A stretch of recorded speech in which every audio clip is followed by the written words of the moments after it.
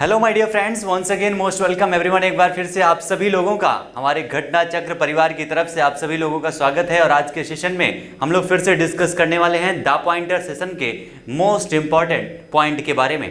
तो जल्दी से जितने भी दोस्त हैं सारे लोग एक बार सेशन को शेयर कर दीजिए, सारे लोग एक बार सेशन को लाइक कर दीजिएगा जिन्होंने अभी तक लाइक नहीं किया है डियर। फिर हम लोग शुरू करते हैं आज का हमारा session the pointer current affair का जो मासिक सेशन है, मासिक संकलन है। बहुत जल्द ही महीने के बाद जो है, इस महीने के लास्ट में डियर आपकी किताब बुक में जो है लॉन्च होने वाली है मार्केट में।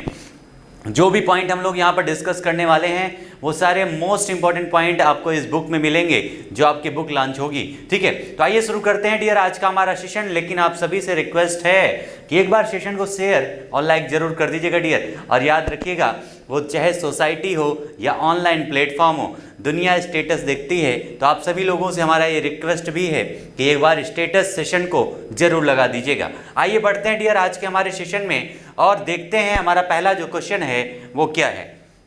Late us move to the question dear. पहला हमारा है, भारत सरकार के किस मंत्रालय के तहत अखिल भारतीय डिजिटल राष्ट्रव्यापी पेंशन अदालत का उद्घाटन किया गया है? भारत सरकार के कौन से मंत्रालय के द्वारा डियर अखिल भारतीय डिजिटल राष्ट्रव्यापी पेंशन अदालत का उद्घाटन किया गया है? पेंशन अदालत का तो ये किया गया है संचार एवं सूचना प्रौद्योगिकी मंत्रालय के द्वारा।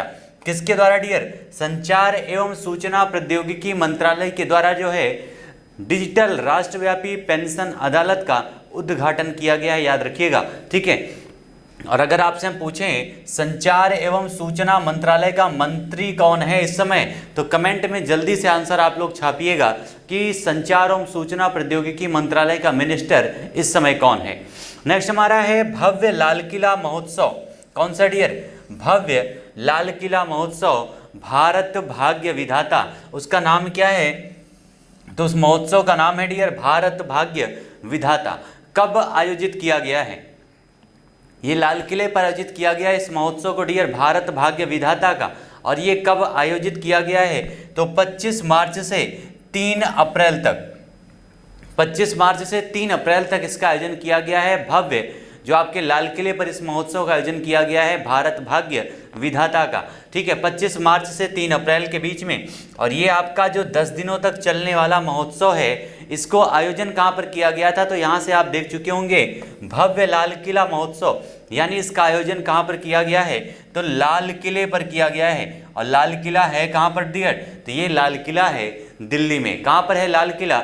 दिल्ली में लाल किला है, याद रखिएगा, जहाँ पर इसका आयोजन किया गया है। और इस लाल किला की अगर हम बात करें डियर, तो ये लाल किला जो एक प्रकार से हमारी धरोहर है, ये 17वीं शताब्दी का एक प्रतिष्ठित स्मारक है जिसकी स्थापना जो है मुगल बादशाह शाहजहां के द्वारा करवाई गई थी। किसने इसको बनवाया था? तो शाहजहां के द्वारा डियर इसको बनवाया गया था, याद रखिएगा। इस लाल किले को जो लाल बलुआ पत्थर से बना है, किससे बना है? लाल बलुआ पत्थर से इसका निर्माण किया गया है, याद रखिएगा, लाल किले का। उसके अलावा इसमें आपके लाल किले में 2 गेट हैं, जिसमें से एक को जो है दिल्ली गेट के नाम से जानते हैं, दिल्ली दरवाजा या दिल्ली गेट के नाम से जानते हैं। और दूसरा हमारा जो है उसको लाहौरी दरवाजा कहते थे पहले। ठीक है, लाहौरी दरवाजा कहते थे, याद रखिएगा। 2 गेट हैं इस लाल किले में। 17वीं शताब्दी में शाहजहां के द्वारा इसकी स्थापना करवाई गई थी, जो लाल बलुआ पत्थर से बना हुआ है। ये एक मुगल शासक थे डियर। और मुगलों के इतिहास में तो हमें पता है जो शासक आपके आते हैं उनमें सबसे पहले बाबर आता है मुगलों में, उसके बाद आता है हुमायूं, बाबर का जो लड़का था, और उसके बाद आते हैं अकबर, जिसको हम द ग्रेट अकबर के नाम से भी जानते हैं। अकबर के बाद जो आते हैं उनका नाम है जहांगीर, और जहांगीर के बाद आते हैं शाहजहां, जिन्होंने इस लाल किले का निर्माण करवाया था। शाहजहां ने निर्माण करवाया था। और सबसे अंतिम और इम्पॉर्टेंट जो शासक हैं उनका नाम क्या है डियर? तो उनका नाम है औरंगजेब। क्या नाम है? औरंगजेब। ये सारे जो हैं मुगल शासक हैं, याद रखिएगा, जो मोस्ट इंपॉर्टेंट है। इसके बाद भी कई सारे शासक आए हैं जो 1857 तक इस मुगल शासक जो रहे हैं, लेकिन उनकी इंपॉर्टेंस उतनी नहीं है, क्योंकि यही सारे वो शासक थे जिनके द्वारा कुछ ना कुछ कार्य किए गए थे। ये सारे मोस्ट इंपॉर्टेंट हैं, जितने पॉइंट आपके सामने लिखे हुए हैं। आपने बाबर के बारे में, कई सारे युद्धों के बारे में सुना होगा, जिसमें से आपका पानीपत का पहला युद्ध 1526 में, उसके अलावा खानवा का युद्ध, मालवा का युद्ध, चंदेरी का युद्ध, घाघरा का युद्ध, ये सारे आपके बाबर के द्वारा 1526, 1527, 1528 और 1529 में लड़े गए थे। ठीक है, ये सारे पॉइंट याद रखिएगा, मोस्ट इंपॉर्टेंट है। मुगल बादशाह शाहजहां के द्वारा इस लाल किले का निर्माण करवाया गया था और इसका डिजाइन का जो श्रेय है ये दिया जाता है उस्ताद अहमद लाहौरी को। ठीक है, उस्ताद अहमद लाहौरी को इसके डिजाइन का जो है एक प्रकार से निर्माणकर्ता माना जाता है इस लाल किले का। लाल किले से संबंधित सारे मोस्ट इंपॉर्टेंट पॉइंट याद रखिएगा। और भारत भाग्य विधाता जो आपका महोत्सव है इसी लाल किले पर सेलिब्रेट किया गया है। आइए बढ़ते हैं नेक्स्ट पॉइंट पर। अगला हमारा है इस महोत्सव का उद्घाटन जो है किसके द्वारा किया गया है। तो इस महोत्सव का उद्घाटन किया था हमारी केंद्रीय महिला एवं बाल विकास मंत्री, जिनका नाम क्या है डियर, तो स्मृति जुबिन ईरानी उनका नाम है, याद रखिएगा स्मृति जुबिन ईरानी उनका नाम है, जो हमारे देश में इस समय केंद्रीय महिला एवं बाल विकास मंत्री हैं। उसके अलावा अमेठी से सांसद हैं, याद रखिएगा। कहाँ से डियर, अमेठी से। अमेठी से इन्होंने पराजित किया था किसको, राहुल गांधी को। ये सबसे इंपॉर्टेंट बात है क्योंकि राहुल गांधी एक प्रकार से एक बड़ी पार्टी कांग्रेस पार्टी के एक प्रकार से नेतृत्व करता है, फिर भी वो इस समय अध्यक्ष के पद पे नहीं है, वो अलग बात है। लेकिन अमेठी से इनको पराजित करना काफ़ी बड़ी बात थी, एक चर्चा का विषय बन चुका था क्योंकि ये क्षेत्र कांग्रेस का गढ़ माना जाता था, रायबरेली और अमेठी। ठीक है, तो अमेठी से राहुल गांधी को पराजित किया था, फिर भी किसी तरह से वायनाड केरल से जीत चुके थे राहुल गांधी। उसके अलावा इसे भारत सरकार के कौन से मंत्रालय के तहत आयोजित किया जाता है, तो संस्कृति मंत्रालय के द्वारा डियर, किसके द्वारा, संस्कृति मंत्रालय के द्वारा इसका आयोजन किया जाता है और इसका उद्घाटन किया था केंद्रीय मंत्री स्मृति ईरानी ने।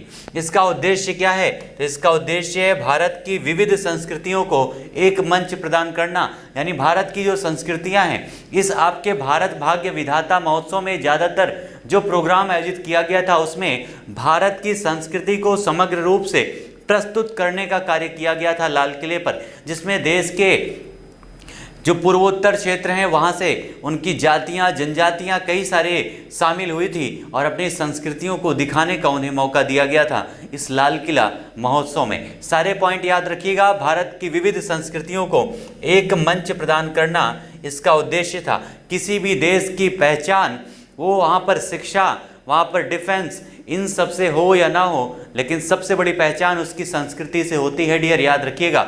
और भारत ही एक ऐसा देश है पूरे विश्व में जहाँ की संस्कृति सर्वोपरि है, सबसे उच्चतम श्रेणी की है भारत की संस्कृति, जिसको प्रदर्शित करने का काम यहाँ पर किया गया था। आइए बढ़ते हैं नेक्स्ट पॉइंट पर। अगला हमारा है अपतटीय सुरक्षा अभ्यास। नाम क्या है, तो उसका नाम है प्रस्थान। क्या नाम है डियर, प्रस्थान उसका नाम है, अपतटीय सुरक्षा अभ्यास प्रस्थान।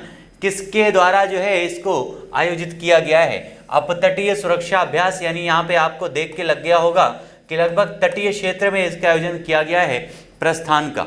ये किसके द्वारा आयोजित किया गया है, तो पश्चिमी नौसेना कमान के द्वारा डियर। किसके द्वारा, पश्चिमी नौसेना कमान के द्वारा इसका आयोजन किया गया है, इस प्रस्थान जो आपका सुरक्षा अभ्यास है। ठीक है, एक प्रकार से इसका जो कार्य है वो क्या है, तो पश्चिमी नौसेना कमान के द्वारा जो प्रस्थान है, पश्चिमी जो क्षेत्र है उसकी सुरक्षा काफ़ी इंपॉर्टेंट है हमारे देश में डियर, क्योंकि पश्चिमी क्षेत्र से कई प्रकार के कई बार जो है आतंकवादी घटनाएं हो चुकी हैं, इसलिए पश्चिमी तटीय क्षेत्र का सुरक्षित रहना हमारे देश के लिए सबसे इम्पॉर्टेंट है। क्योंकि 2008 की घटना को आप लोग आज तक भूले नहीं होंगे। 26/11 जो आपकी 2008 की घटना है, 2008 में जो है जो ताज होटल पर हमला किया गया था, वो सारी घटनाएं आज भी सभी के जहन में होंगी, जिसमें सैकड़ों लोग मारे गए थे, आतंकवादियों के हाथ में कशाफ को पकड़ा गया था और उस घटना में जिम्मेदार जितने भी आतंकवादी थे वो सारे समुद्री मार्ग से ही भारत में आए थे। इस प्रकार से पश्चिमी नौसेना कमान के द्वारा अपतटीय सुरक्षा अभ्यास प्रस्थान का जो है शुरुआत किया गया है। इसका आयोजन कहाँ पर किया गया है डियर, तो ये मुंबई से दूर अपतटीय विकास क्षेत्र में एक प्रकार से इसका जो है शुरुआत किया गया है, मुंबई से दूर। ठीक है, क्योंकि ये सारे आपके कोस्टल एरियाज हैं, मुंबई हो गया, गोवा हो गया, कर्नाटक हो गया, केरला हो गया आपके, और गुजरात हो गए, सारे कोस्टल स्टेट्स हैं जहाँ पर ये सारे आयोजन किए जाते हैं। उसके अलावा इसका आयोजन कब किया गया था डियर? तो इसका आयोजन किया गया था हर 6 महीने पे इसका आयोजन होता है, ठीक है। प्रति 6 मंथ पर जो है इसका आयोजन किया जाता था, जो 25 मार्च की घटना के बारे में है, ठीक है। यानी एक वर्ष में अगर ये पूछा जाए कि कितनी बार आयोजन किया जाता है, तो 2 बार आयोजन किया जाता है प्रतिवर्ष इस अभ्यास का।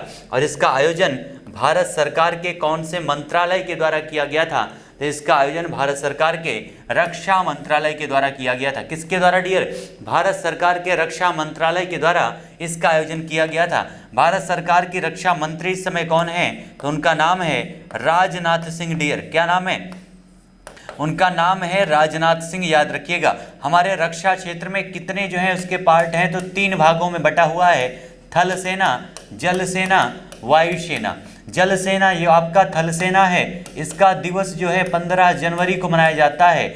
जल सेना दिवस आपका 4 दिसंबर को मनाया जाता है। वायु सेना दिवस आपका 8 अक्टूबर को मनाया जाता है। ये सारे पॉइंट याद रखिएगा। और इन्हीं तीनों सेनाओं की संयुक्त अभी हाल ही में जो है कुछ वर्षों पहले जो है एक नए पोस्ट का हमारे डिफेंस में गठन किया गया था डियर, जिसको हम लोग क्या कहते हैं, जो हमारे देश के सीडीएस बने थे, chief of defence staff. CDS एक नया पोस्ट बनाया गया था हमारे डिफेंस में, और पहले सीडीएस हमारे देश के कौन से बने थे? तो उनका नाम था विपिन रावत। क्या नाम था डियर? सीडीएस जो पहले हमारे देश में बने थे उनका नाम था विपिन रावत। लेकिन अभी कुछ महीने पहले एक दुर्घटना में शहीद हो गए विपिन रावत अपने पूरे परिवार के साथ में। इसलिए ये याद रखिएगा, जो पहले चीफ ऑफ डिफेंस स्टाफ हमारे देश के थे उनका नाम है विपिन रावत। डिफेंस से संबंधित ये सारे मोस्ट इंपॉर्टेंट पॉइंट हैं। सबसे पहला, रक्षा मंत्री कौन है? तो राजनाथ सिंह जी हैं। उसके अलावा 3 आपके जो आपके हैं सेना में, थल सेना 15 जनवरी को, जल सेना 4 दिसंबर को, आपका वायु सेना 8 अक्टूबर को मनाया जाता है। उसी के साथ में जो नए पोस्ट का सृजन किया गया है जिसका नाम है चीफ ऑफ डिफेंस स्टाफ, इसकी जो है पहले हेड कौन बनाए गए थे? तो उनका नाम है विपिन रावत। लेकिन तमिलनाडु में कुछ महीनों पहले अभी हाल ही में हुई एक एक्सीडेंट में वायुयान क्रैश होने की वजह से अपनी फैमिली के साथ जो है शहीद हो गए विपिन रावत 14 जवानों के साथ में। ये सारे पॉइंट आपको याद रखना जरूरी है, ये पॉइंट याद रखिएगा। आइए बढ़ते हैं डियर नेक्स्ट पॉइंट पर। अगला हमारा है, हाल ही में कौन से राज्य ने राज्य जैव विविधता रणनीति और कार्य योजना विकसित करने के लिए समझौता किया है? कौन से राज्य के द्वारा ये आपका राज्य जैव विविधता रणनीति और कार्य योजना विकसित किया गया है डियर? तो उस राज्य का नाम क्या है? उसका नाम है अरुणाचल प्रदेश। अरुणाचल प्रदेश ये हमारे भारत का सबसे पूर्वी राज्य है। अगर इसके बारे में बात करें तो सबसे पहला, सबसे जो पूर्वी राज्य है हमारे देश का वो कौन सा है? अरुणाचल प्रदेश है। और हमें पता है सूर्य कहाँ निकलता है? पूरब में निकलता है। इसका मतलब है हमारे देश में पहला राज्य कौन सा है जहाँ पर सूर्य निकलता है? तो उसका नाम है अरुणाचल प्रदेश। सबसे जो पूर्वी पॉइंट है जिसका नाम है वालंगू डियर, याद रखिएगा वालंगू। अभी हाल ही में जो है किस देश के द्वारा अरुणाचल प्रदेश को अपने एक राज्य के रूप में दिखाया गया था? तो उस देश का नाम है चाइना, क्योंकि चीन जो है एक प्रकार से लद्दाख और अरुणाचल प्रदेश के पीछे पड़ा हुआ है। और अभी हाल ही में चाइना ने अपने देश का जो मैप जारी किया था उसमें उसने अरुणाचल प्रदेश के एक बड़े हिस्से को अपने देश के एक राज्य के रूप में दिखाया था। ये सारे इंपॉर्टेंट पॉइंट है अरुणाचल प्रदेश से। और ये आपका एक रणनीतिक राज्य है हमारे देश का अरुणाचल प्रदेश, जिसकी कैपिटल क्या है? तो ईटानगर इसकी कैपिटल है, याद रखिएगा।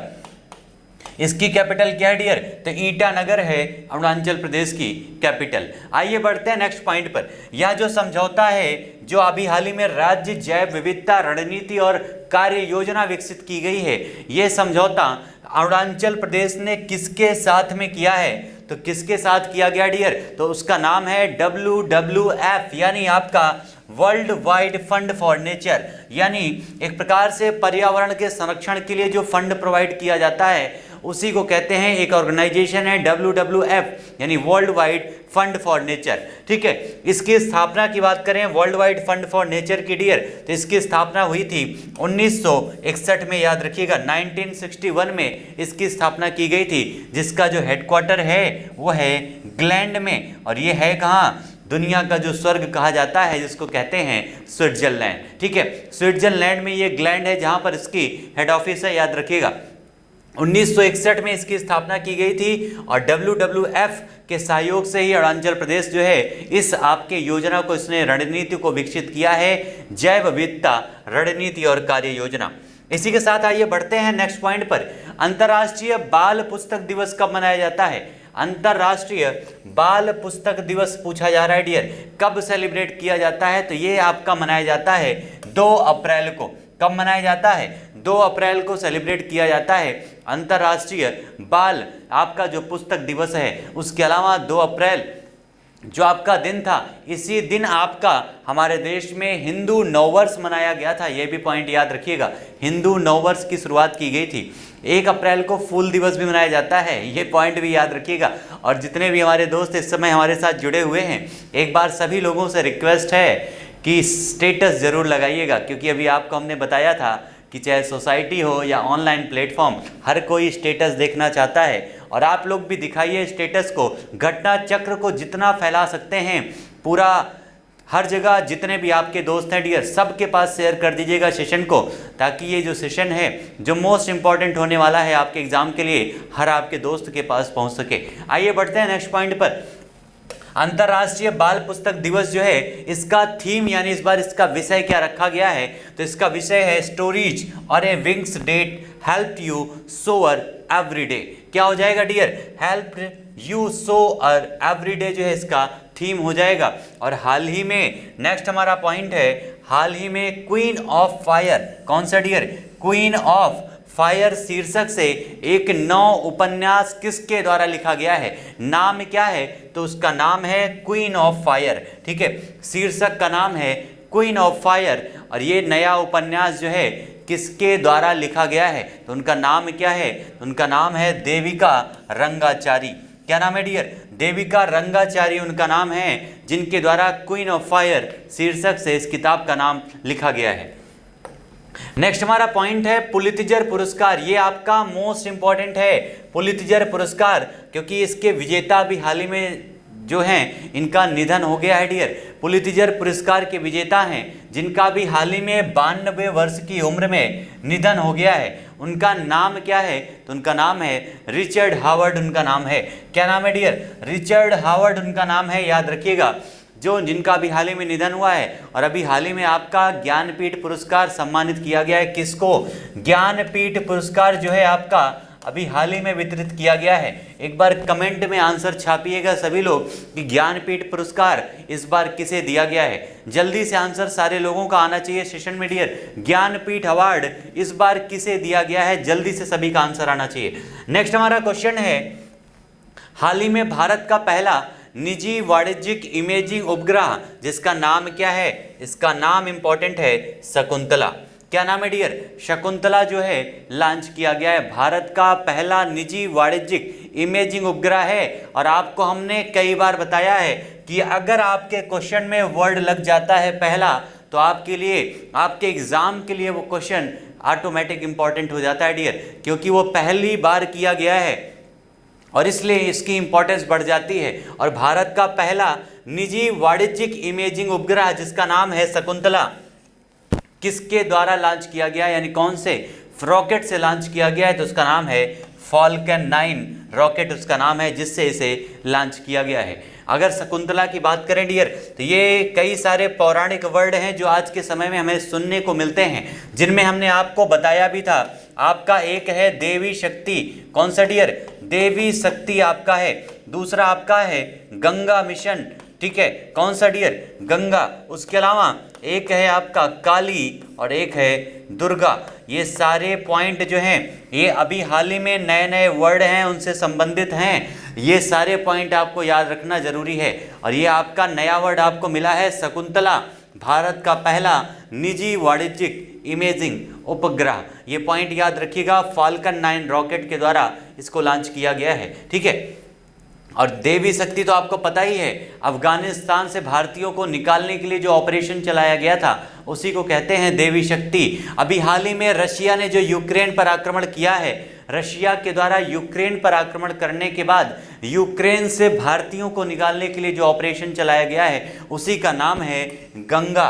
और सारे पॉइंट याद रखिएगा, मोस्ट इंपॉर्टेंट हैं ये आपके पॉइंट, क्योंकि एग्जाम में यही आपके एग्जाम में छपेंगे कि गंगा जो अभी हाल ही में नाम दिया गया है, गंगा ऑपरेशन किस लिए चलाया गया था। चलिए आइए बढ़ते हैं नेक्स्ट पॉइंट पर। अगला हमारा क्या है डियर, नेक्स्ट हमारा क्वेश्चन है हाल ही में, यहां पर अगला हमारा क्वेश्चन क्या है कि हाल ही में आपका एक भारतीय भूवैज्ञानिक सर्वेक्षण यानी जीएसआई का महानिदेशक यानी डीजी आपका किसे नियुक्त किया गया है। जीएसआई का महानिदेशक किसे नियुक्त किया गया है, ये आपसे क्वेश्चन पूछा जा रहा है भारतीय भूवैज्ञानिक सर्वेक्षण का।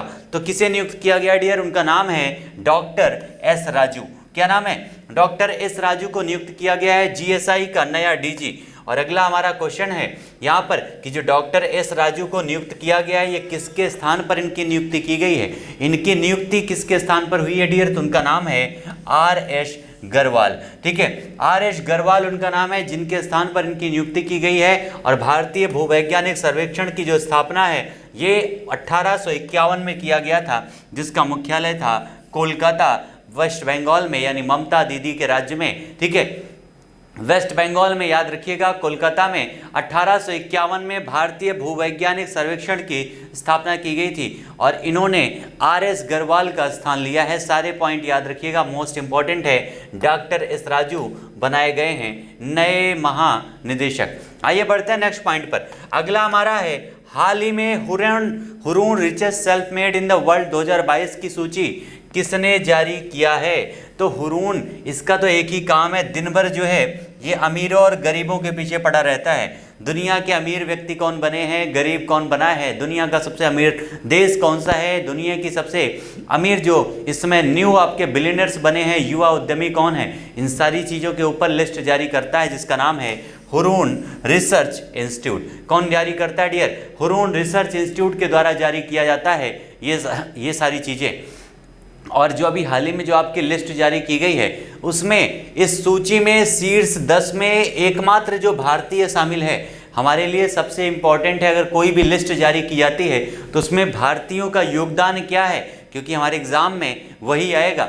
तो शीर्ष 10 में जो है एकमात्र जो भारतीय महिला शामिल है डियर, उनका नाम क्या है, तो उनका नाम है फाल्गुनी नायर। क्या नाम है, फाल्गुनी नायर उनका नाम है, जिनका स्थान है 10वां। और ये आपके टोटल टॉप 100 में याद रखिएगा कितनी महिलाएं शामिल हैं, तो केवल 3 महिलाएं शामिल हैं टॉप 100 में। और फाल्गुनी नायर को जो है ये सम्मान मिलना हमारे देश के लिए बड़ी बात है, क्योंकि 10वां स्थान मिला है किसी महिला को। ठीक है, जैसे भी इस समय हम देख रहे हैं कि हमारे देश में महिलाओं का जो प्रतिनिधित्व है वो लगातार बढ़ता जा रहा है। वो चाहे जिस भी क्षेत्र में हो, वो चाहे खेल हो, वो चाहे राजनीति हो, हर क्षेत्र में महिलाएं अग्रणी योगदान अपने दे रही हैं। वो हमने खेल में देखा है कि ओलंपिक और पैरा ओलंपिक में किस तरह से भारतीय महिलाओं ने पदक जीते हैं, वो चाहे मीराबाई चानू हो या पीवी सिंधु हो। उसके अलावा हमारे देश में कई सारे ऐसे मिनिस्टर भी हैं जिसमें अभी हमने देखा यहाँ पर अमेठी से सांसद बनी हैं स्मृति जुबिन ईरानी जी, जिन्होंने राहुल गांधी को पराजित किया था।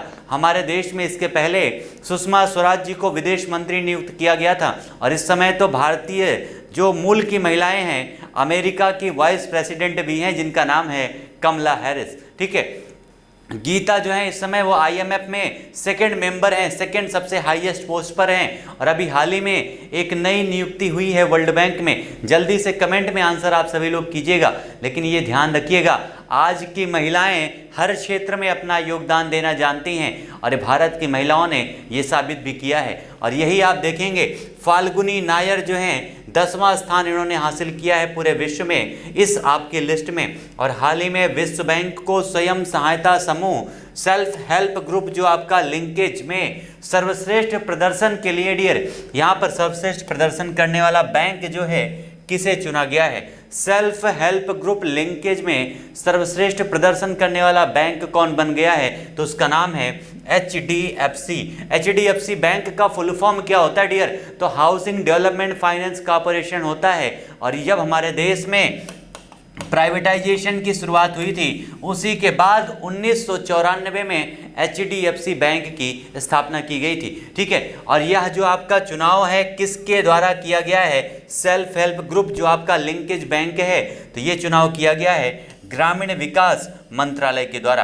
किसके द्वारा डियर? ग्रामीण विकास मंत्रालय के द्वारा। और ये पॉइंट छाप लीजिएगा क्योंकि आपके लेखपाल की नोटिफिकेशन जारी हो गई है, और जहां पर ग्रामीण वर्ड अगर मिल जाए और वो भी करंट अफेयर से संबंधित हो तो याद रखिएगा करंट अफेयर ही आज के एग्जाम में पूछे जाते हैं। अगर आप किसी भी एग्जाम में बैठते हैं तो आप ये कहिए कि आपके जीएस और करंट अफेयर से क्वेश्चन आते हैं डियर, तो हम उसको कहेंगे ये बातें पूरी तरह से गलत हैं। आपके एग्जाम में 100% करंट अफेयर से क्वेश्चन आते हैं, याद रखिएगा 100%। वो चाहे हिस्ट्री हो, वो चाहे ज्योग्राफी हो, इकोनॉमी हो, पॉलिटी हो, किसी भी सब्जेक्ट के क्वेश्चन नहीं होते हैं, केवल करंट अफेयर से होते हैं, याद रखिएगा।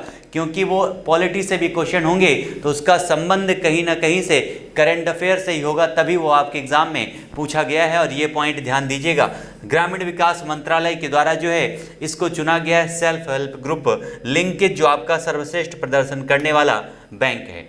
आइए बढ़ते हैं नेक्स्ट पॉइंट पर। किसानों के लिए ग्रेन बैंक लॉयल्टी कार्ड किसने जारी किया है? सेकंड मोस्ट इंपॉर्टेंट क्वेश्चन आज के सेशन में। ग्राम विकास के लिए लेखपाल और वीडियो के लिए डियर, किसानों के लिए ग्रेन बैंक लॉयल्टी कार्ड जो है किसने जारी किया है?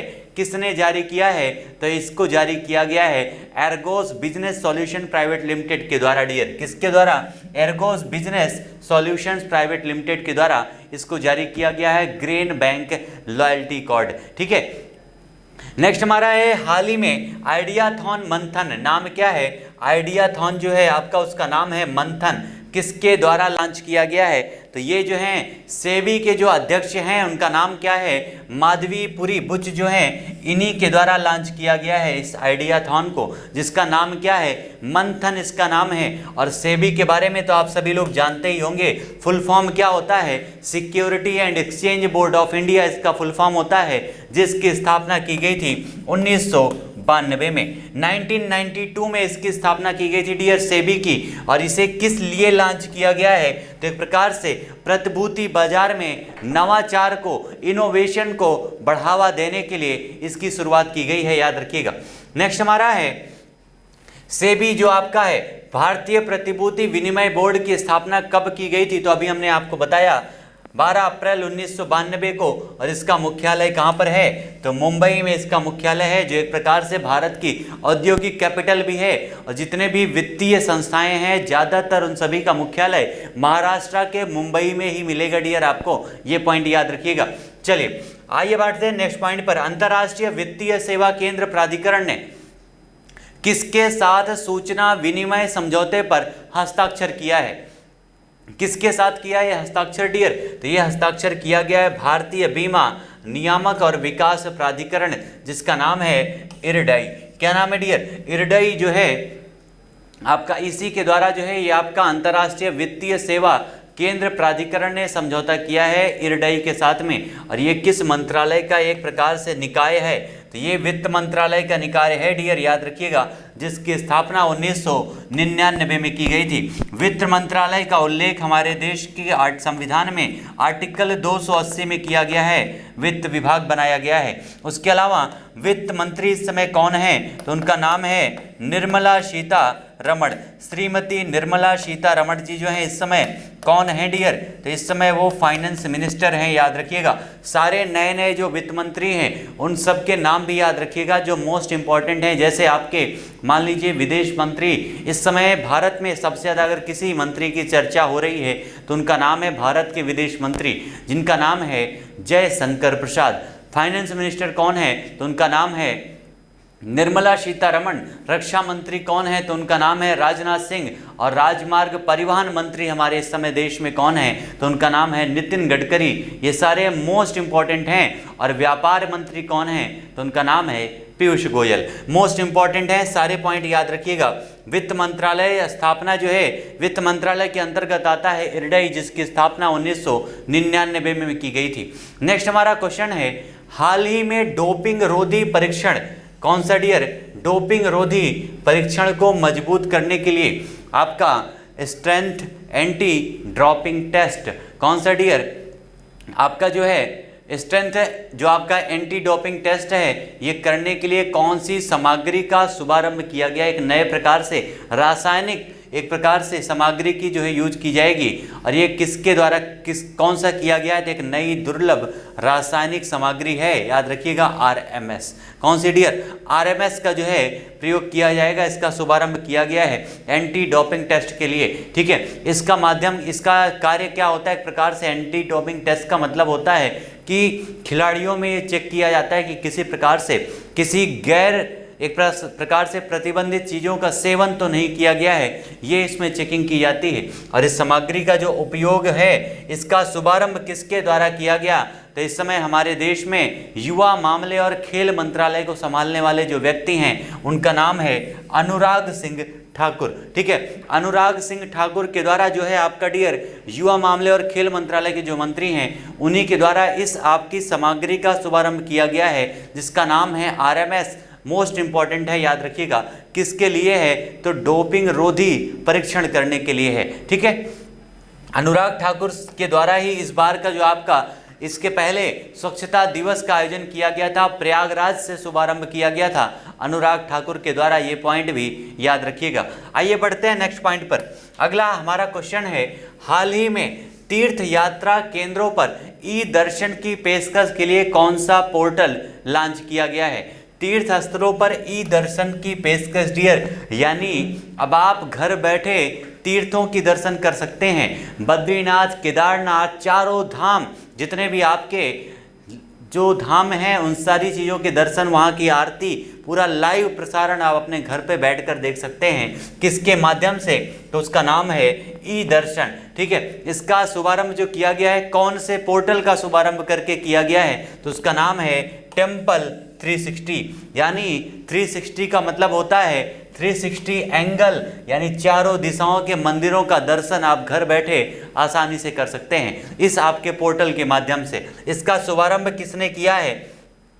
तो हमारे देश में जो इस समय संस्कृति मंत्री हैं, जिनका नाम है मीनाक्षी लेखी, इन्हीं के द्वारा जो है इसका उद्घाटन किया गया डियर, संस्कृति मंत्री के द्वारा। नेक्स्ट हमारा क्वेश्चन है, अगला मोस्ट इंपॉर्टेंट क्वेश्चन है, 2022 में ICC महिला क्रिकेट विश्व कप का खिताब किसने जीत लिया है?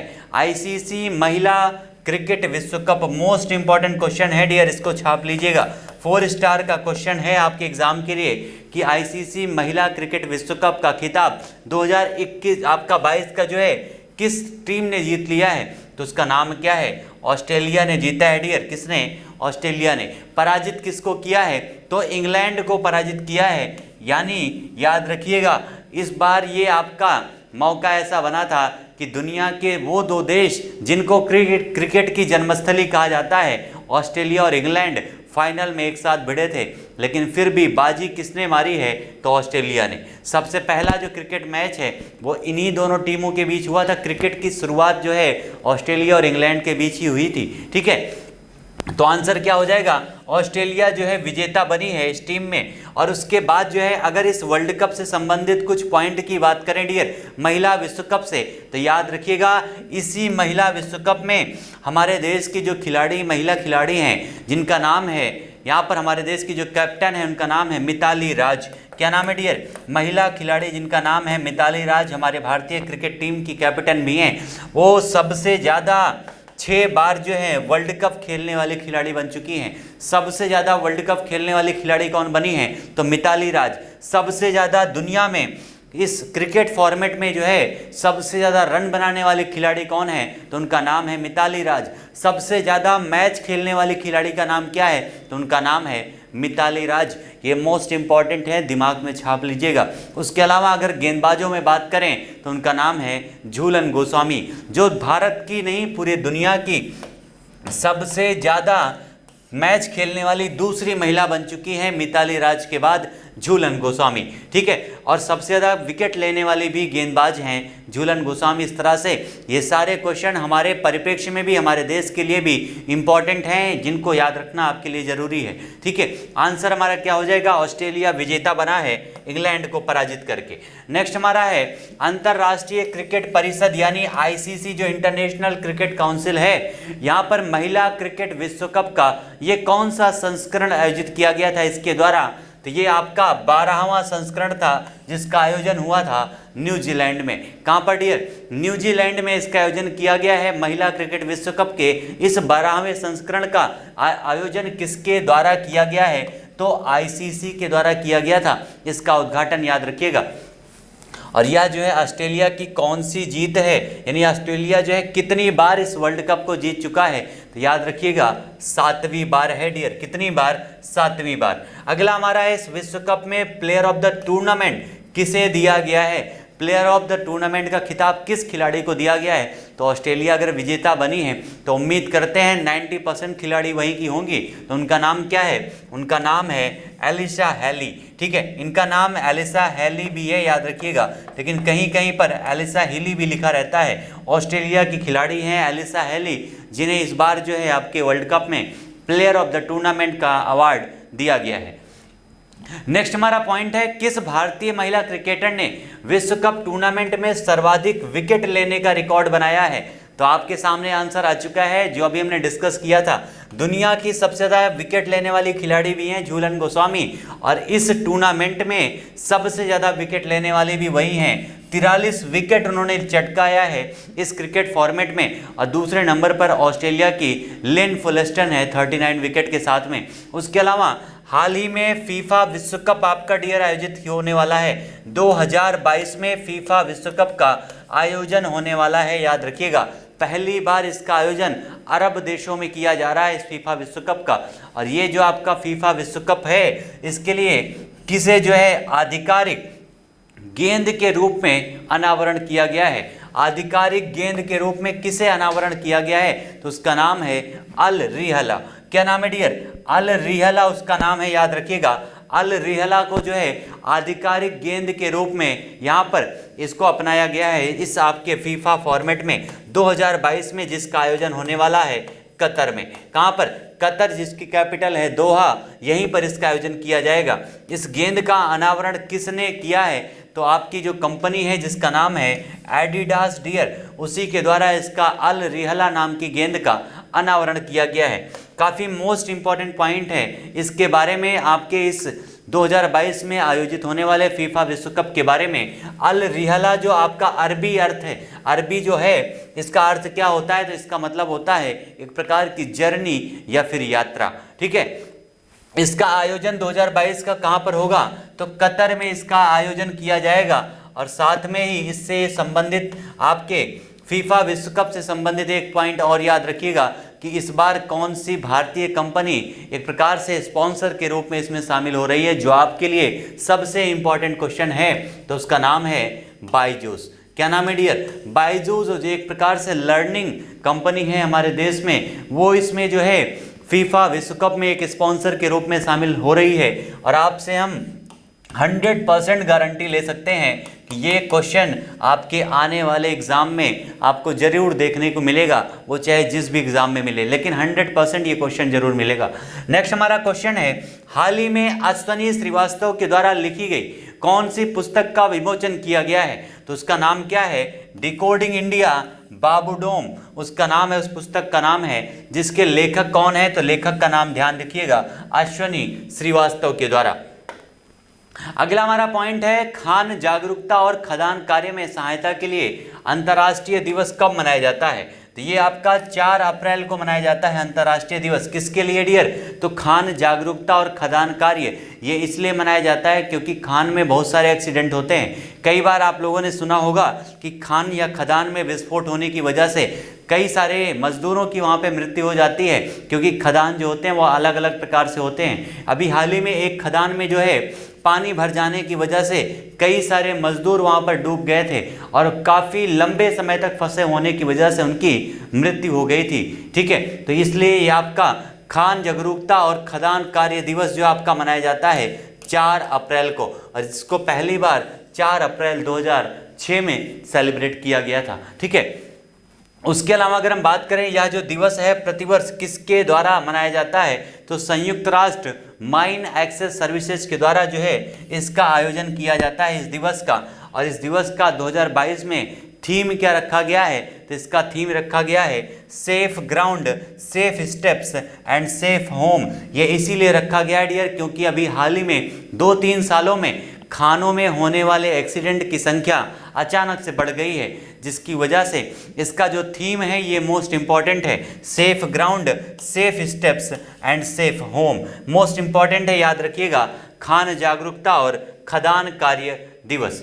नेक्स्ट हमारा पॉइंट है, हाल ही में किस राज्य के मुख्यमंत्री ने जैव विविधता संरक्षण के लिए समझौता ज्ञापन पर हस्ताक्षर किए हैं। मोस्ट इंपॉर्टेंट है क्योंकि आज के समय में सबसे ज़्यादा ध्यान दिया जा रहा है इन्वायरमेंट पर डियर। और अगर इन्वायरमेंट पे अगर कोई भी क्वेश्चन आपके सामने है तो याद रखिएगा मोस्ट इंपॉर्टेंट है, जैव विविधता संरक्षण के लिए किस राज्य के मुख्यमंत्री ने अभी हाल ही में समझौता ज्ञापन पर हस्ताक्षर किया है, तो वो राज्य के मुख्यमंत्री का नाम है हेमंत विश्व शर्मा। कहाँ के मुख्यमंत्री हैं डियर, आसाम के मुख्यमंत्री हैं। ये वही आसाम है जहाँ पर गैंडों का संरक्षण होता है, यानी काजीरंगा नेशनल पार्क कहाँ पर है, तो इसी आसाम में है। मानस नेशनल पार्क कहाँ पर है, तो इसी आसाम में है। याद रखिएगा सारे पॉइंट। और यह जो समझौता है किसके साथ में किया गया है, तो एक प्रकार की एक फ्रांसीसी एजेंसी है जिसके साथ में इसका समझौता किया गया है पहली बार। नेक्स्ट आपका क्वेश्चन है अगला, यहाँ पर क्वेश्चन है डियर मोस्ट इंपॉर्टेंट है क्योंकि ग्रैमी अवार्ड्स की बात की जा रही है।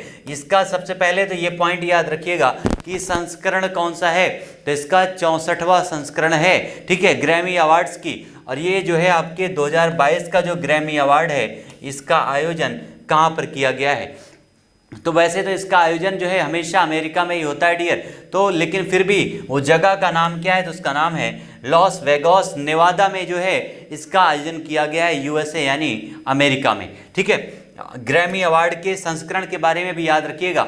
और नेक्स्ट जो ये सम्मान है किसे दिए गए हैं, तो सबसे पहली बार याद रखिए इस अवार्ड के अगर जो शीर्ष सम्मान है वो कौन कौन लोगों ने जीता है, तो ये हैं जॉन बैटिस्ट जो 5 बार ग्रैमी अवार्ड जीत चुके हैं, और ओलिविया रोड्रिगा जो हैं इनको 3 जो है ग्रैमी अवार्ड से सम्मानित किया गया है, याद रखिएगा। उसके अलावा एल्बम ऑफ द ईयर श्रेणी में किसको दिया गया है, तो जॉन बैटिस्ट को दिया गया है CVR के लिए। उसके अलावा बेस्ट न्यू आर्टिस्ट के लिए किसको दिया गया है, तो ओलिविया रोड्रिगो को दिया गया है। ये आप दोनों देख रहे हैं, यानी इन दोनों लोगों को 5 ग्रैमी अवार्ड से सम्मानित किया गया है, और रोड्रिगा जो है इनको 3 ग्रैमी अवार्ड से सम्मानित किया गया है। दोनों पॉइंट याद रखिएगा, मोस्ट इंपॉर्टेंट है। और हाल ही में लगातार 4थी बार हंगरी के प्रधानमंत्री के रूप में किसे चुना गया है डियर, हंगरी के प्राइम मिनिस्टर के रूप में किसे चुना गया है, तो उनका नाम है विक्टर ओरबानो जो है इनका नाम है, जिन्हें चुना गया है हंगरी के प्राइम मिनिस्टर के रूप में। विक्टर ओरबान जो है किस पार्टी से संबंधित हैं, तो वहाँ पे एक पार्टी है जिसका नाम है फाइड्स पार्टी, उसी पार्टी से संबंधित हैं। और हंगरी की कैपिटल क्या है डियर, तो हंगरी की कैपिटल है बुडापेस्ट, और यहाँ की मुद्रा है फोरिंट। लेकिन बुडापेस्ट से संबंधित एक पॉइंट याद रखिएगा, आपकी इस समय जो वर्चुअल मुद्रा चल रही है डियर, वर्चुअल मुद्रा के जो जनक हैं उनकी मूर्ति की स्थापना इसी हंगरी के बुडापेस्ट में की गई है। ठीक है, हंगरी के बुडापेस्ट में किया गया है, याद रखिएगा। इस प्रकार से आज के हमारे सेशन के सारे मोस्ट इंपॉर्टेंट जो क्वेश्चन थे डियर वो कंप्लीट होते हैं। और एक बार आप सभी लोगों से रिक्वेस्ट है डियर, सेशन में कमेंट करके आंसर जरूर बताइएगा कि आज का सेशन आप सभी लोगों को कैसा लगा, कैसा रहा आज का सेशन। और जिन लोगों ने अभी तक सेशन को लाइक नहीं किया है, एक बार सेशन को लाइक कर दीजिएगा। और याद रखिएगा स्टेटस जरूर लगा दीजिएगा। ठीक है, स्टेटस आप सभी लोग लगा दीजिएगा, जो भी आपके पास माध्यम हो हर जगह शेयर करने का प्रयास कीजिएगा, क्योंकि घटना चक्र आपके लिए हर वो चीज़ करती है जो आपकी सक्सेस के लिए इम्पॉर्टेंट है। तो आप लोगों के लिए भी ज़रूरी है कि घटना चक्र की इस पहल में उसका साथ दें, योगदान अपना प्रदान करें और घटना चक्र के इस सेशन को हर जगह पहुँचाने का प्रयास करें। मिलते हैं फिर से अगले सेशन में, तब तक के लिए आप सभी लोगों को thank you so much all my dear students.